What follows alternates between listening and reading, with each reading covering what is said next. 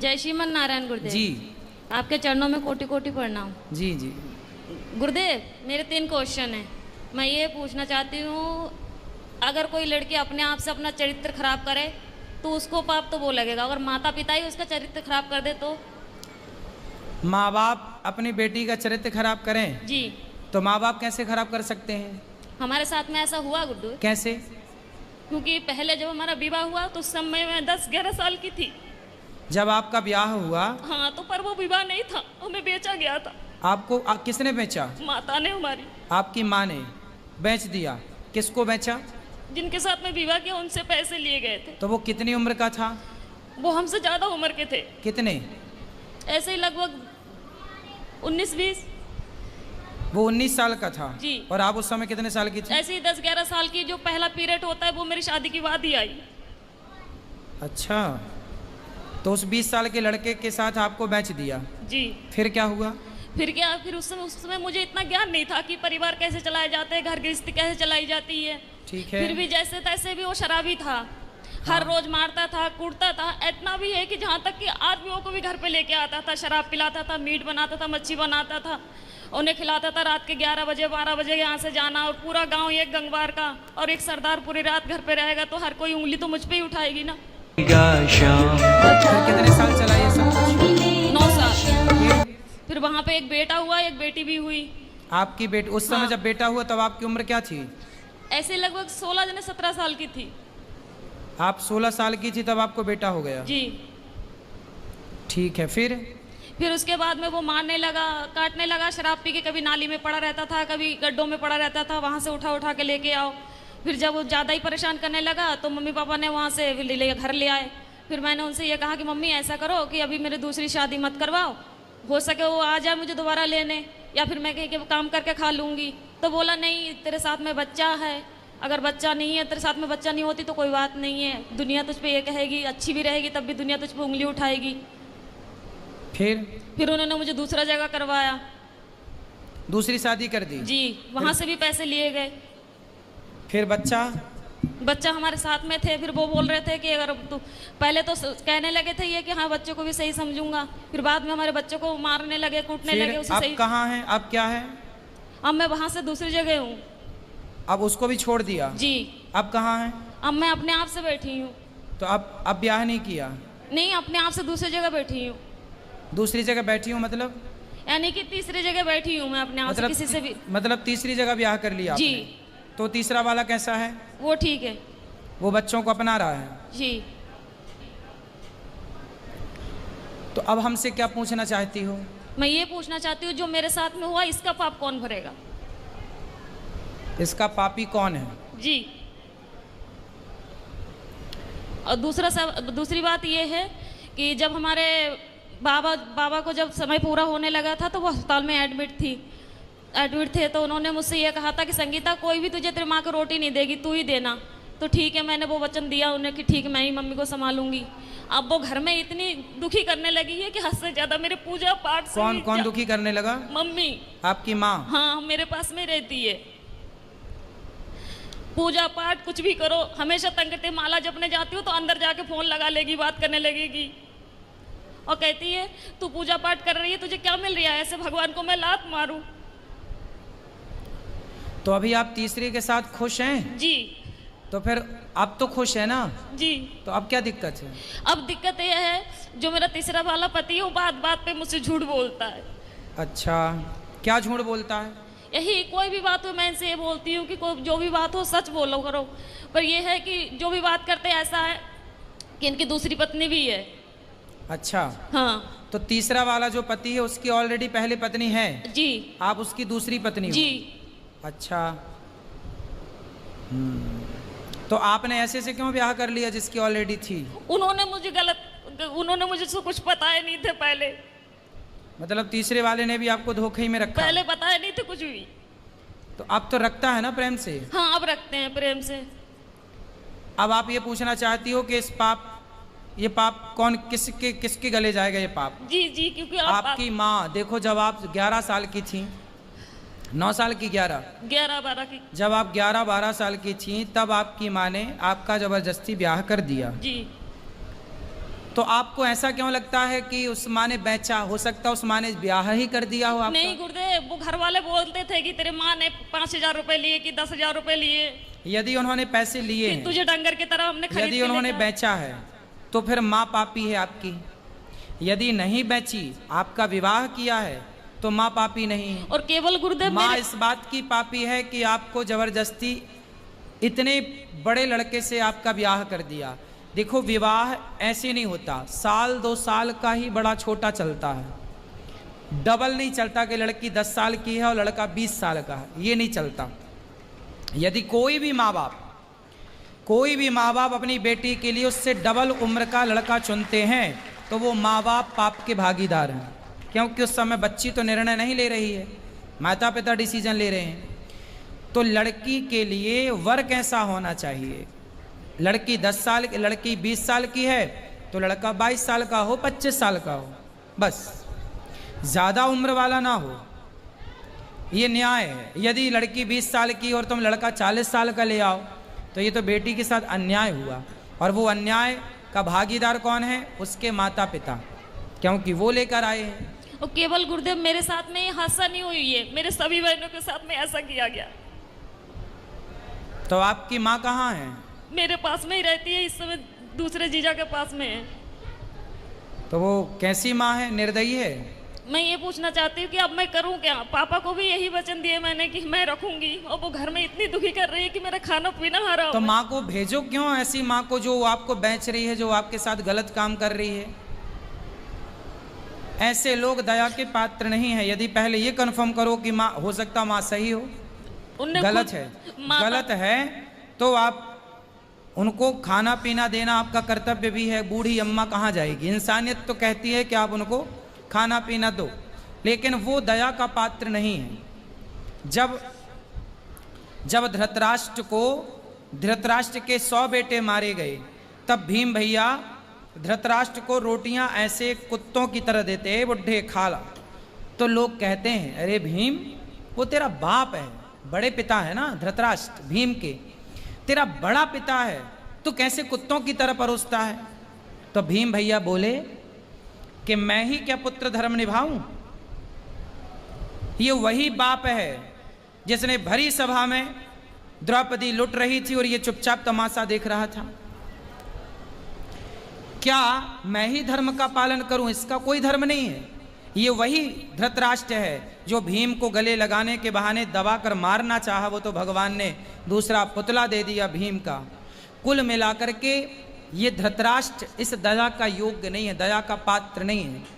कुछ लोग दया के पात्र होते हैं, कुछ लोग दया के योग्य भी नहीं होते। फिर भी आप दया करके रोटी तो दो, सेवा तो कर लो। अब जो किया उसने, वो पाप भोगेगी। आप क्यों पाप मोल लो? आप सेवा ना करके पाप क्यों मोल पर लो? गुरुदेव, आपके आश्रित है तो सेवा करना। घर में कलेश ये करती है ना कि जब मैं माला लेके बैठूं तो उसी कमरे में चली जाएगी, फोन लगा के बात करने लगेगी। हाँ, तो उसको फोन लेके हटाओ। किससे बात करना बुढ़ापे में उसको? बहनों से कुछ नहीं तो हर तो रोज मोबाइल लेके रख लो। बोले मोबाइल वोबाइल नहीं मिलेगा, फिर लड़ाई हो जाती है, घर में कलेश करने लगती है वो। तो फिर आप जानो और आपकी माँ जाने, मैं क्या करूं बताओ? क्या करूं मैं बताओ? आप मुझे कुछ बताइए ना कि मैं क्या मैं तो करूं बता इस रहा हूँ, समय से? मोबाइल लेके बंद कर दो, रख दो, और क्या कर सकती हो फिर घर बताओ? में कलेश होते हैं, पूरे मोहल्ले वाले तमाशा देखते हैं। तो फिर क्या करें हम? बताओ, हमें बताओ, हम क्या करें? क्या उत्तर दें आपके प्रश्न का? हम बताओ क्या करें? हम ये तो नहीं कह सकते कि आप निकाल बाहर करो। मेरा इच्छा तो यही है गुरुदेव, जब भले ही आप हमें गलत समझे। हाँ तो ठीक है, आपका मन है तो आप देख लो, जो आपका मन है वो करो, जो आपका मन है वो आप कर सकते हैं, स्वतंत्र हैं आप। यदि वो अपराधी हैं तो बिल्कुल आपको साथ में नहीं रखना चाहिए। और दूसरी क्वेश्चन ये है गुरुदेव, अगर किसी जगह में मेरी इज्जत नहीं होती हो, कोई इंसान मैं वहाँ पे जा रही, मुझे पानी को नहीं पूछता हो, क्या मुझे वहाँ पे जाना चाहिए? ना, वहाँ कदापि नहीं जाना चाहिए। आवत ही हर से नहीं नैनन नहीं सने, तुलसी तहाँ न जाइए कंचन बरसे मेघ। वहाँ कभी नहीं जाना चाहिए जहाँ आपके जाने से सामने वाले को प्रसन्नता ना हो। हाँ, तो वो जैसे मेरी सौतन है, जो हमारी सौतन है वो मेरे पास में आती है, हम बाहर रहते हैं यानी कि कमरे किराए पे लेके, तो वो जब आती है तो हम उसे चाय से लेके नाश्ता से लेके ऐसी कोई कमी नहीं छोड़ती हूँ कि उसे बुरा लगे। मम्मी चाहे सास हुए चाहे बच्चे हुए चाहे कोई भी हुए, पर वो लोग नहीं चाहते कि मैं उस घर में जाऊँ, और हमारे पति यही चाहते हैं कि मेरे साथ में तू चल, मैं क्या करूँ, दुविधा में फंसी हुई हूँ। पति हमारे यही चाहते हैं कि तुम जाया करो हमारे साथ।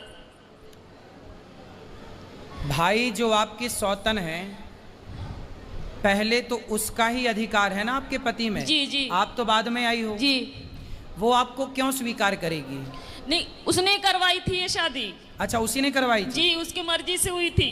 क्यों क्यों करवाई उसने? अब ये तो मुझे नहीं पता, ये राज तो इन्हीं को पता होगा। तो वो आई है आपकी सौतन? नहीं, वो नहीं आई है। कौन आया है? पति आए हैं। अच्छा, बात कराओ पति से। राधे राधे गुरु जी। जी जी आप ही हो पति परमेश्वर, दो पत्नियों के? तो बताओ आपने दूसरा ब्याह क्यों कर लिया? हाँ जी। माइक पास में लो। हेलो। बेटा काम पे ध्यान दो, माइक पास में लो उनके। बताओ दूसरा विवाह क्यों किया आपने? सर जी वो तो गुरु जी मजे मजे में कर लिया ऐसी। हैं मजे मजे में?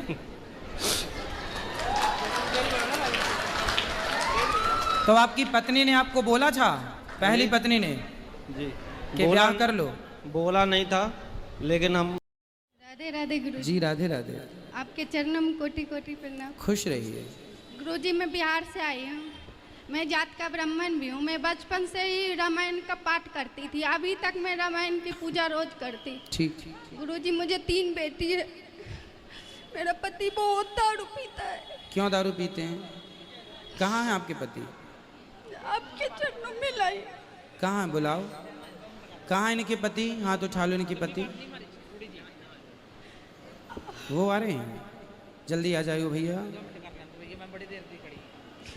मुझे किसी चीज का दुख नहीं देते, बस दारू पी के शैतानी करते। बेटियां आपकी 3 हैं, क्या करते हैं आपकी पति देवता?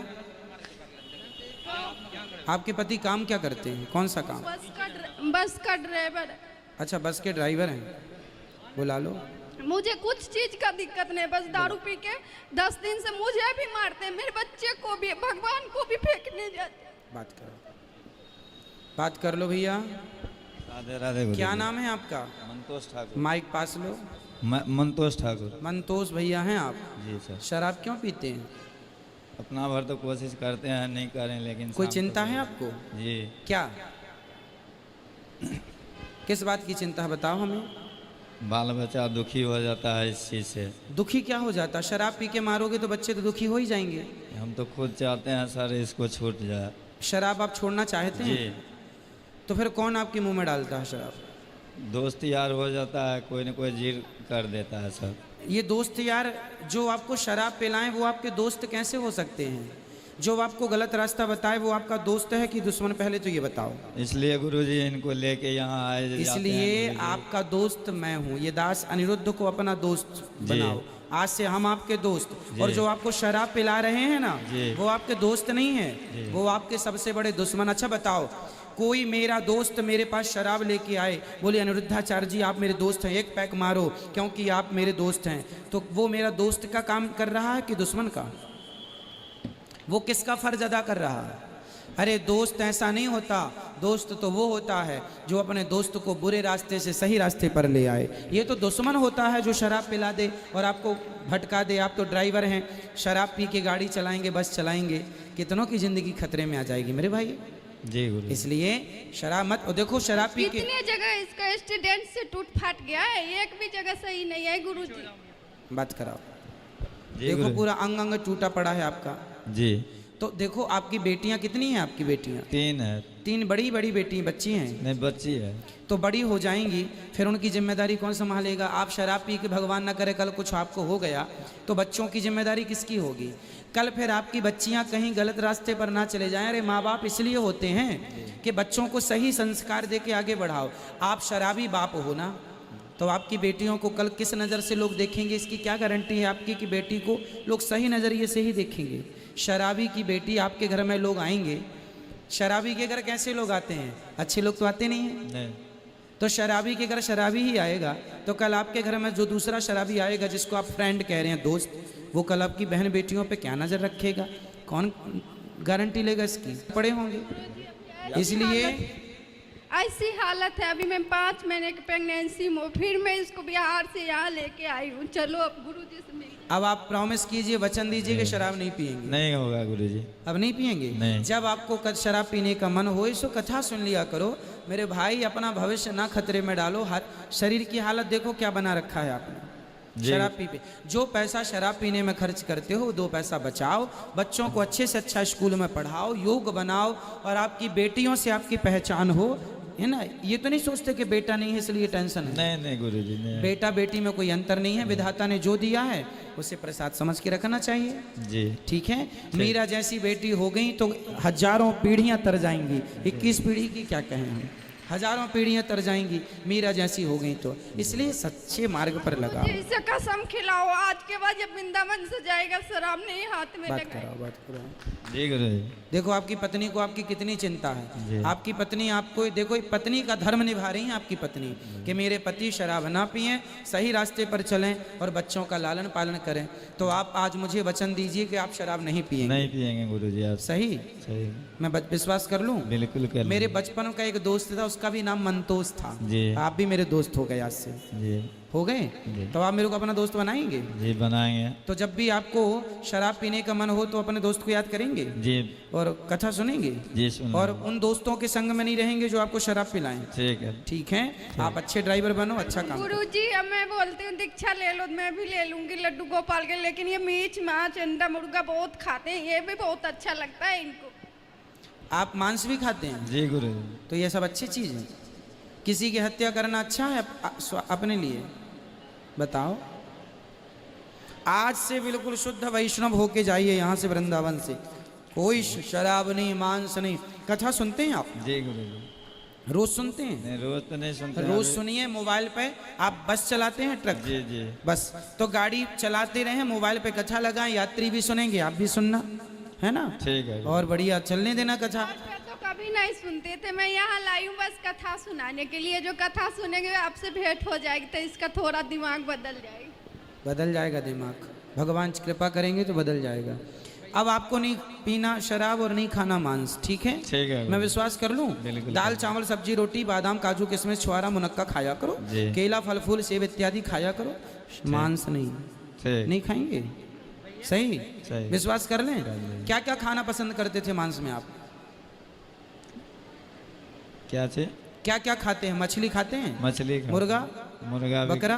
घर में तो मुर्गा उर्गा नहीं खाते हैं, बाहर खा नहीं, लेते बाहर हैं। मुर्गा खाते हैं? जी। बकरा भी खाते हैं? जी। और आदमी? आदमी नहीं। आदमी नहीं खाते हैं। मैं नहीं बनाती हूँ गुरुजी, मैं घर में नहीं बनाती हुई, बाहर खा लेते हैं। घर में मैं नहीं। अब बाहर भी नहीं खाना आपको? जी गुरु। और इंसान नहीं खाते, ये बड़ी कृपा की है आपने इंसानों पर।